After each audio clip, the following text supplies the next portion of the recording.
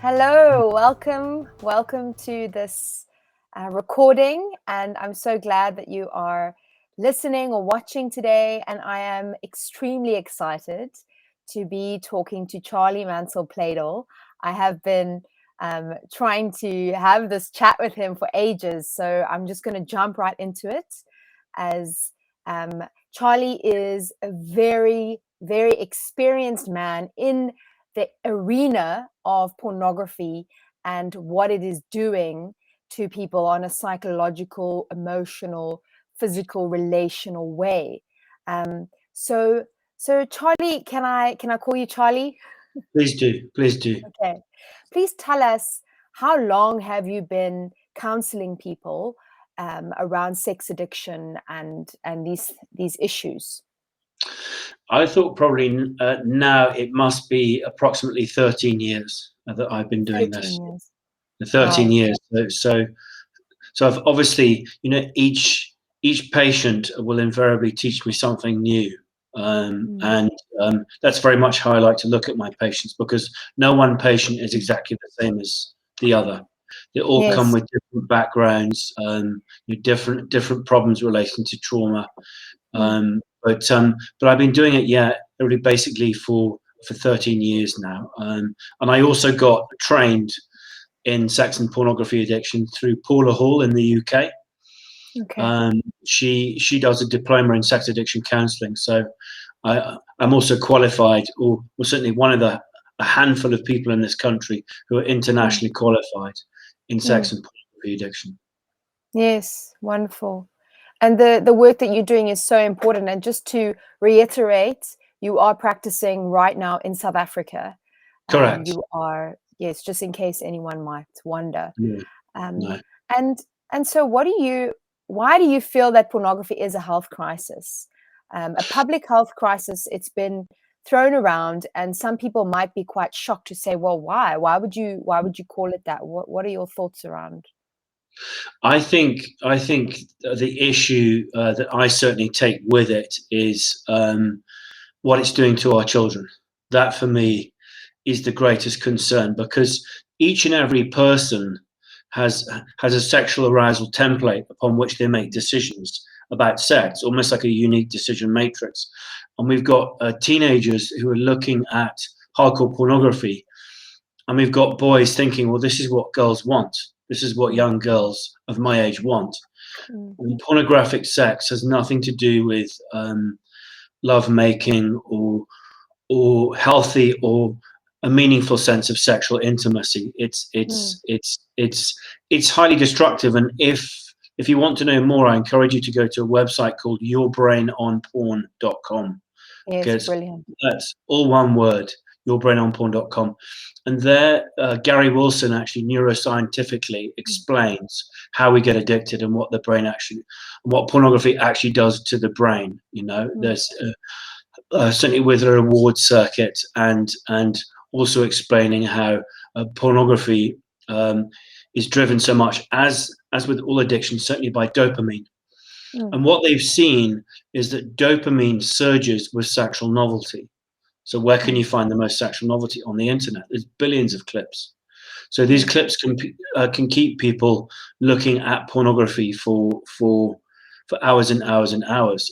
I think, look to it's also certainly destructive to people who are predisposed to addiction or vulnerable to it. And I Mm. think we also have to take into account the fact that it's by nature it's obviously highly stimulating, Mm. and again, what they've seen is that pornography really basically represents something called supernormal stimuli, and Mm. supernormal stimuli really basically the premise of it is that the exaggerated version gives a greater pull than the real thing, Mm. i.e., pornography gives a greater pull than me actually, being sexual with someone else. Yeah, Mm.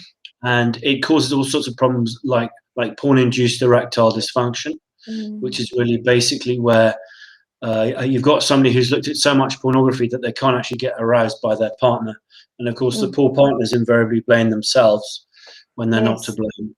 You know, Yes. Mm. when they're not to blame. So it is, to my mind, a pandemic. Mm. Pornography addiction is a pandemic. It's happening all over the world. It's Yes. rearranging children's brains, Mm. and it's highly destructive. Mm. And I think it's so valuable for me to speak to someone like you, because for us, I'm a researcher. I like research, I like education, but someone like you, the value in this conversation is that you're experiencing it every day. You're talking to people every single day that are going through this, and Mhm. you're not only educating them, like you've just given our viewers a bit of an education about this issue, but also you're seeing the heartache. You're seeing the heartache that's happening in the lives of real people. This is not a movie. This is real life. This is real people. These are real children. Can you share with us, obviously, within reason, can you share with us what is going on right now with people? Are you seeing a trend? Is there something that you want to warn parents about? Is there something that you want to warn couples about? Mm. I think, look, I mean, again, obviously, there, one needs to become aware of the consequences of certainly pornography addiction, and in certainly my patients, I see a myriad of consequences. Some of them have lost their partners and their wives, and some of them, I mean, a very high proportion of the men that come to see me, actually, it's the wives who find me. It's not actually the men themselves. And I know I'm saying that certainly males are, or it seems certainly that I'm saying that men are predominantly pornography addicts. I actually believe it's actually true that it's usually underdiagnosed in women and female teenagers. I definitely think it's usually underdiagnosed, because you see there's a double standard. It's one thing for a man to come forward and say I'm a pornography addict, but for a poor woman, it's even harder. So one has to take cognizance of how difficult it would be for a woman or a teenage girl to come forward and say, I think I've got a problem. I do get inquiries from women. It's not like this is a predominantly male problem, but in my practice, I see it's predominantly male. Yeah. Yes. So you have a lot of wives who will go online and find me, and very often set an ultimatum with their partner: either you get help or it's over. And sometimes I have patients who come into therapy who I'm very pleased to say succeed.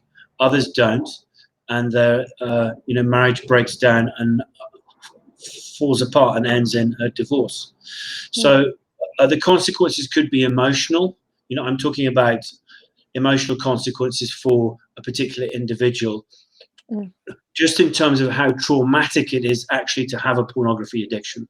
Because often for these individual men, childhood was traumatic. There's a very strong link between what we call attachment trauma and people who have problems with sex and pornography addiction. And attachment trauma has a lot to do with how a person attached or didn't attach to his or her parents, or if there was a parent who died very young, or if there's divorce. It's also very prominent. Again, Paula Hall says that pornography addiction is very prominent in actually boarding school survivors, which is very interesting because, of course, children get sent off to boarding school, and it creates problems with the attachment with their parents, especially if they go very young. But I think consequence-wise, there's obviously huge emotional consequences for the individual. Some of them certainly may even have suicidal thoughts. I've come across patients who are like that because it's such a problem. There's no one that they feel that they can speak to. It's such a trap. It's like the addiction hijacks each patient and says you will act out and you won't tell anyone. Because basically my favorite description of addiction is actually Dr. Jekyll and Mr. Hyde, i.e. there's a split personality structure, and Mr. Hyde, who's the addict, persistently wants to take a Dr. Jekyll down, and to ruin his or her life. So so the consequences could be emotional, they could be physical, from acting out. They could be familial, i.e., my children don't want to speak to me anymore, or I've hurt my spouse so much that she said she wants a divorce. They could affect your career. They could be, I've come across men who've contacted me because they've been caught looking at porn at work, and they've lost their jobs. Yes. They've actually lost their jobs, because of it. Mm. So Yeah. so that's also very prominent, and particularly shows a sign of really having lost control of their pornography use, because they're even willing to take that risk at work. Yes. And this just really highlights or reflects somebody who has completely lost control and is powerless over their pornography addiction. I think True. there are spiritual consequences as well, i.e., one's spiritual relationship with God or their higher power, or indeed if they come from a certain religion. Very, very Yes. often spiritually and in terms of religion, that relationship can be very damaged as well. So those would be, for me, some of the examples of the different Yes. categories of consequences that, Mm. Yes. pornography addicts are enduring. Mm. Now, thank you so much for that. It's so insightful. I suppose, as a professional, you must have some very strong feelings around all the other professionals who are now recommending pornography. I won't mention any names, Right. but I'm sure you have. Yeah, I mean, what can you say about the ignorance, especially in South Africa? I can say that, I suppose, because I'm South African, but Mm. it is an international issue, like you say, and there is ignorance all over the world, but specifically to South Africa. What would you say to people watching that might have another professional saying that it's okay? To be honest, I hear about it all the time in my work.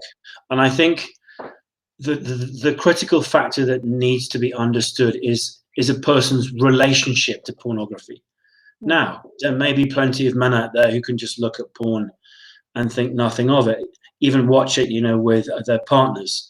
But those who are predisposed, certainly to addiction or obsession and compulsion, are going to find, particularly, again, if you look at the neuroscience of sex and pornography addiction and the role that certainly dopamine plays in each person, acting out. Because let me just explain this. Neurologically speaking, each time a person acts out, they strengthen that addictive neural pathway in the brain. So if you imagine a boy aged 10 who's discovered his uncle's or his father's pornography collection, and he starts watching pornography, at that stage, to all intents and purposes, it doesn't seem to be a problem.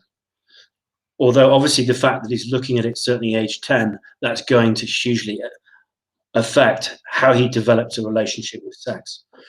And so at that stage, age 10, he might be creating a pathway through the bush. Yeah. When he's 25, he's going to have a 6-lane highway through Johannesburg. His neural pathways will literally have developed to such an extent that there's a fast, quick, high-speed access to acting out to pornography. The other problem with porn is it's so accessible. You can literally take out your phone and in seconds, you're looking at high-speed internet pornography. That all started in 2007. You can see from a lot of my patients that their pornography use escalated in 2007 when we got broadband in. Yeah.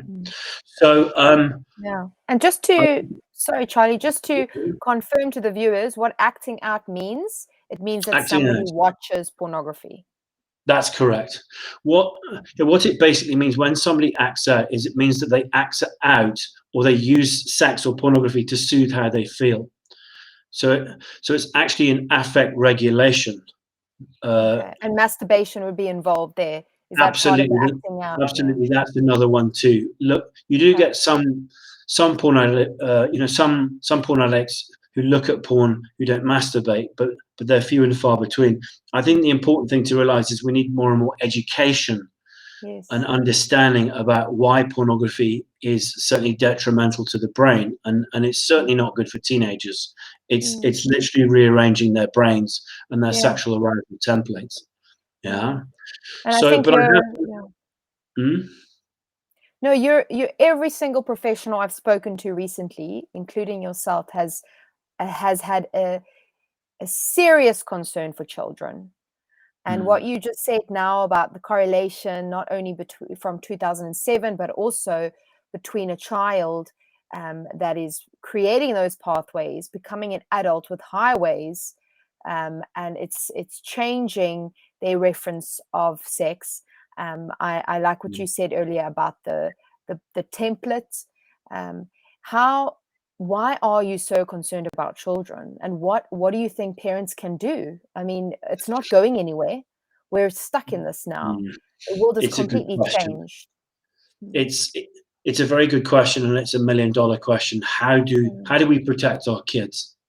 You know, yeah, because as you say, it's not going away, Chantelle. It's such a problem. Look, what I recommend to all of certainly my patients is that they put porn blockers on all of their devices. And mm, obviously, more and more these days, with the advent of certainly technology, which just gets more and more and more complex, mm, there are ways for parents to be informed if their children are looking at the wrong stuff online. So I think certainly blockers could be very, very useful mm, indeed to protect kids. I think also they need to be educated about what looking at pornography as a child can do to the brain. And you have to think of it this way, because children's brains are developing. They're still mm, developing when they're teenagers. So if they're still developing, then the danger is that pornography use can obviously, shall we say, impregnate a very destructive or distorted arousal template upon a young person. You know, mm, their frame of reference is going to be, okay, well, women want pornographic sex. Sure, there may be some women that want that, but it doesn't mean to say that looking at pornography is okay, because the fact mm, is it rearranges the brain and it's highly destructive. mm. Yeah, Yeah. it literally rewires the brain, Mm, mm, and that's what's so frightening about it. So, oh, so I think parents need more education about it, mm, and I think there need to be certainly porn blockers as well mm. on all devices. Yeah, Yes, and absolutely. children too need to be educated about what pornography can actually do to the brain. I think it will be good, for Mm, example, to start going to schools and actually giving lectures on what mm. porn can do to the brain. Yeah, because it's a proven science of what it's doing to the brain. It's not some moral bigot that's on a soapbox that's shouting about how bad it is. It's actually scientific now. It's Mm, scientifically a hazard. It's a public health crisis. It's not mm, mm, healthy for human consumption. And specifically now, what we're doing with Parent Talk, that's running out of KSSA, a program to empower parents. And if parents are, the challenge that we have now is that we're in a generation, they're in a social experiment, the children now, and their parents, who are about my age and your age, are absolutely unawares, to nobody's fault, but that we've never grown up like the way our children are growing up now. So we have no reference or context of how to protect them and what mm, could be a real danger. And so I suppose if there are parents that are needing help, and that's also with our work at KSSA now, we've started to create a list of trusted advisors and counselors, professionals like yourself, that people can reach out to. So Charlie, are you available if parents are needing help? And you're in Gauteng, I know, but do you mm. do online? Could you help people like Zoom counseling and online help? Absolutely. I do work online. I work in person and certainly online too, but I understand that some people just simply don't have the ability to come to my practice because they may be out in the provinces or in Cape Town or Durban. So I do work online as well as in person, and Mm, certainly parents are very welcome to contact me if they have a query or a question. And I just hope that more and more parents realize that if they've got a child who has a problem, that child can get help and that child can get better, but that child is suffering from an illness. and it's Yes. called pornography addiction. Yes. You know? Yes. Absolutely. Yeah. And I think when parents are sometimes have a problem themselves, they are less likely to see it in the life of their child. So it's almost like this is almost like a family societal issue, isn't it? It's for everybody to hold hands, for Mm, everybody to be aware and mm, protect each other mm, with blockers, with devices, with conversations like mm. this. So your time has been so valuable, Charlie. It's I hope that we can chat again soon. And I really do encourage you, if you're watching, if you need help, don't delay. This is something so important. Um, you know, get hold of Charlie, get hold of myself at KCSA. We are here to help. If you're a parent, if you're a grandparent, if you're a teacher, an educator, whatever your standing is, if you're looking after children and caring for children, or if you yourself need help, please contact us to start the road on educating yourself about the harms that are in our digital age today. So thank you once again, Charlie, for your time. It's a pleasure. We really appreciate all of your advice and insight. It's an absolute pleasure. I'm only too happy to help. Thank you. Thank you so much. Bye. Goodbye now. Bye.